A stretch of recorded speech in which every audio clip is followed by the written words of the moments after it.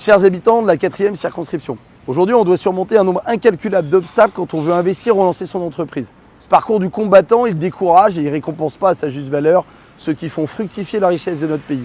Et quand on a une entreprise et qu'on fait des bénéfices, l'État y récupère 25% avec l'impôt sur les sociétés. Mais ce n'est pas tout, on doit encore s'acquitter de la CVAE, entre 0,5 et 1,5%.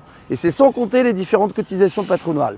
C'est lourd, très lourd pour nos chefs d'entreprise, qui passent plus de temps à faire des tâches administratives qu'à faire tourner leur boîte. Et c'est le même constat pour qui a un peu d'argent et l'investit dans le patrimoine, qui reste l'un des placements préférés des Français.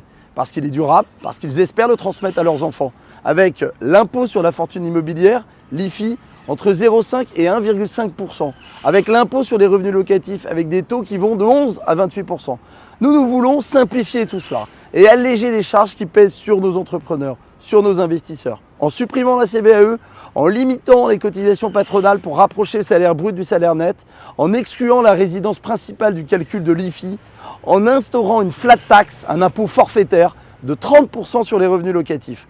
Moi, je veux encourager et récompenser ceux qui investissent pour l'avenir et l'État doit arrêter de les freiner.